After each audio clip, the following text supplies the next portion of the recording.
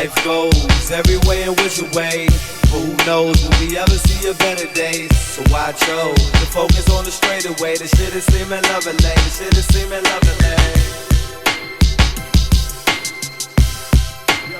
What's going on, YouTube? What's happening with you? You already know who it is, man. It's your boy, Sports God TV, where we talk sports like religion. If you haven't already, make sure you hit that like and subscribe button. Share the content, jump in the comments. Let's get it cracking.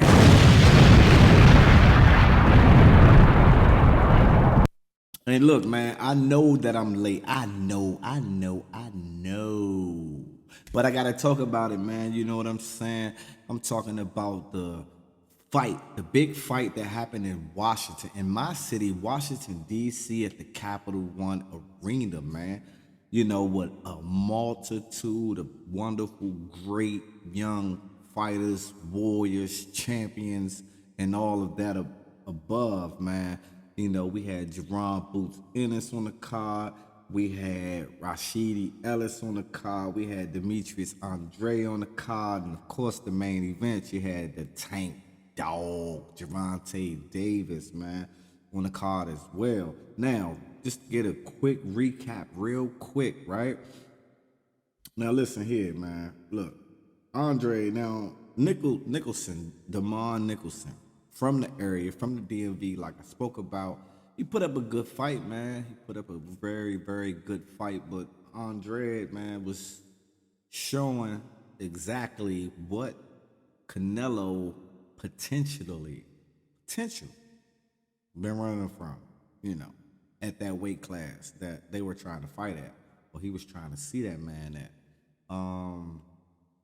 Yeah, man, he's a dangerous fighter, undefeated fighter, you know, 31-0, and now 20 knockouts, you know.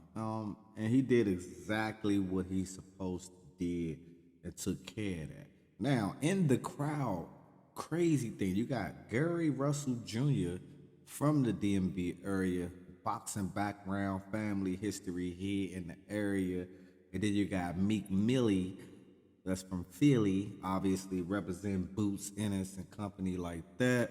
And you had a lot of fans from a lot of different places here in the DMV. It was lit. Oh, but they did some ish that was publicized, man, breaking into cars and all kinds of shit. So if you had a nice ride, man, a Wraith or whatever the case, and if you wasn't in that VIP, you know what I'm saying, something may have went down. But you know, according to the sources or whatever the case may be, you know, Meek was talking sports, man, talking sports to somebody else. You know, some words got exchanged because something got misunderstood. The next thing you know, during the Tank fight, you know, Tank stepped back and took a look at the crowd. I don't know what was going on. If I was, you know, fighting Tank at that time, I would have took the chance to go ahead and hit him on his shit real quick. You know what I'm saying? But that's not what the case was. You know, the fight kind of prolonged a little bit for a second to see what was really going on.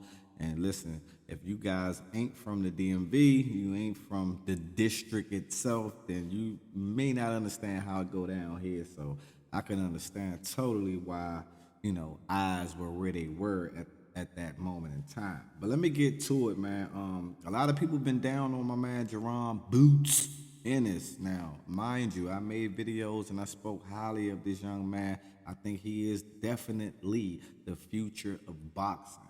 You know what I'm saying? Skills, orthodox, southpaw. And he showed a different style. Everyone is used to him just knocking jokers out. He had a high KO percentage, 29 wins, no losses, 27 of those wins by way of knockout. So you expect that to happen, especially against a guy that most of us didn't even know about. You know, Karen Chukajan. If I pronounced his name wrong, I'm sorry. If I pronounced it right, then thank me later. But he was on his bicycle, man. I mean, he had great footwork. Don't get me wrong, you know, kind of sliding, you know, in and out. But it was clear that he was losing this fight, and he still was on his bicycle. He never wanted to really engage with Boots. But what impressed me most about Jerron Boots Ennis was the way he stalked him. He showed a multitude of different angles on how he approached. He couldn't cut that ring off though, but he did show angles. He showed reflexes. He showed that he had a chin because he did get hit a couple times, but maybe not the power of some of them upper people in that weight class, a la Terrence Crawford, Earl Spence, stuff like that. But at the same token, you have to give it to him and tip your hat off to him because he was able to make those adjustments. And if you listen to some of the greats, a la Floyd, Money, Mayweather, it's all about just making adjustments in the ring. And I believe he did make those adjustments. He threw body punches when he needed to throw body punches. He did look a little off at times because he was striking for that knockout, and he was a little wild every now and then. But for the most part, he stood his ground. Like I said, he stalked this predator, and he showed you a multitude of things that he could potentially do. And it's the first fight that he went 12 rounds, so you got to give him credit for that. Man, next up, we had Rashidi Ellis and Romain Villa, right? Now, Villa was losing the fight. The whole fight. Every round he was losing. Ellis was, tagging him, slipping, countering. He was just doing pretty much everything you think that a boxer should do during the course of a fight. I just could not understand the judges at the end. Yes, he got dropped twice late in the fight, in the last round, for that matter, which, okay, worst case scenarios, that a 10-8 round, I think they gave him the round before, so to speak, but from my point of view, from what I was seeing, regardless of the knockdowns, I still had Ellis ahead in that fight. And I thought he should have won the fight. I mean, I didn't scream robbery, but come on, you guys. You know a robbery when you see one, right? I just felt that was a robbery for that man. But on top of me seeing the robbery in his performance, he's a dog, he's a fighter. I give him that. Rashidi Ellis is something to look out for. But when he talking Boots, what's up, or whatever the case may be, and obviously he's a different type of fighter than Chaka Khan, Boots knocks him out. If he engages with Boots like he engages in his normal fights, he gets knocked out. I mean, it's that simple. Boots crush him. It's over. Finito. Nada. You know what I mean? So I just want to give a shout out to Jerron Boots Ennis. Keep doing your thing. Waiting for to see what you're gonna do next, my man. And then you had the main event, man.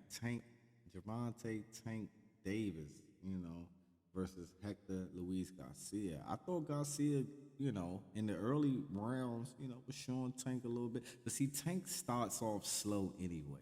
That's Tank MO. Tank, he was willing to give a few rounds away. He's willing to take a punch to give a punch. And he studies throughout the course of the fight. And he picked his spots throughout the course of the fight. You really don't want to engage with him, in a slugfest. I think he's going to always have the upper hand because he has that special one hit knockout power. But on top of that, it's just the way he doesn't get credit. I mentioned this in previous videos that he don't get the credit, as a boxer. It's just all power with him. He's the next Mike Tyson and so forth, etc., which is fine. It's great to be compared to someone like Mike Tyson. Coming up for me, Mike Tyson was the guy, you know what I'm saying?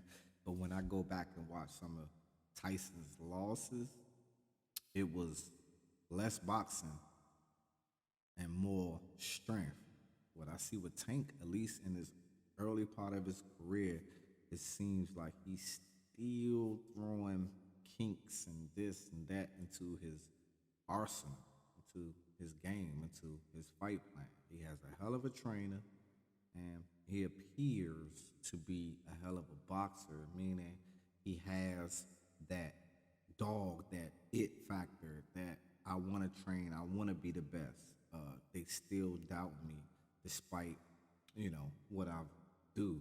I sell out arenas. You got people coming out talking about that I can't speak well and I can't be the face of boxing and things of that sort. Politics. I don't dive into politics. I stay away from politics.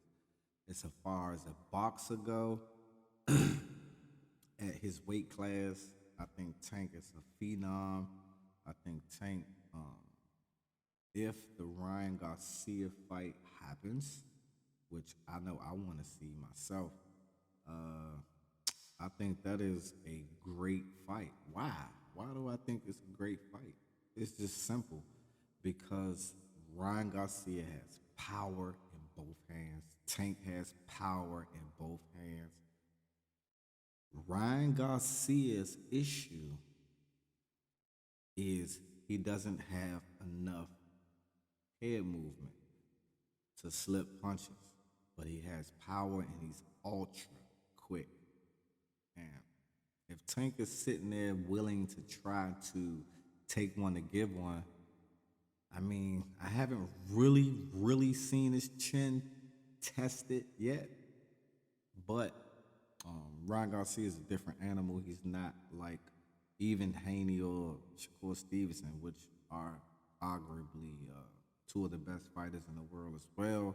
But Ryan Garcia's power and quickness is what separates him. Now, Shakur Stevenson is on another level. Devin Haney has his own right. He is on another level as well.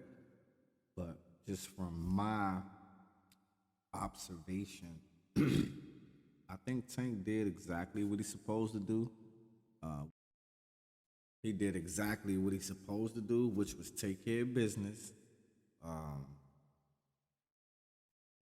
And hopefully, moving forward, he makes every fight. I mean, he fights Garcia, he fights Haney, he fights Shakur, he beats them all. What more does Gervonta Davis have to prove? Y'all jump in the comments, man. Let me know what y'all think. Like I said, there's been a lot of crazy news coming out, about Terrence Crawford and Errol Spence. Well, Errol Spence, there was a fight announced between him and Keith Thurman at 154. We know neither one of those boxers hold a belt at 154. Spence holds the belts at 147. Crawford is in the wings. Crawford doesn't have an opponent right now. Maybe him and Boots make something happen. Who knows? But if Errol goes up to 154, will he come back down? Because if he's going up to 154 on fight night, he's walking around easily 165, 170 versus Keith Thurman. I think he stops Thurman, by the way, because Thurman just don't like body punches, and that's Errol Spence's game. Thurman has a lot of power. He only has one loss. They have common opponents and things of that sort, but it's going to be something interesting to, watch in the near future. Is Errol Spence ready to vacate his belts to actually just stay at 154? I mean, him and Crawford can go at 154, but 9 times out of 10, neither one of them would have a belt at 154 if they make the fight happen. But I would like to see it for the belts and wouldn't care if you guys go up to 154 and somebody challenges Charlo at 154. But it would all make sense for the boxing world. It would make sense for both of the boxers. But hey, man, I don't call no shots. I just call it how I see it. I would love to see that fight for all the marbles at 147, not 154. Hopefully, if this fight go through between Errol Spence Jr. and Keith Thurman at 154 for no belts, hopefully Earl still got it in him to get the weight down to 147 respectively to fight Terrence Bud Crawford. I mean, that's what I want to see. I'm sure that's what all you guys want to see. But listen, man, it's your boy Sports God TV, where we talk sports like religion. And if you haven't already, make sure you hit that like and subscribe button, share the content, jump in the comments.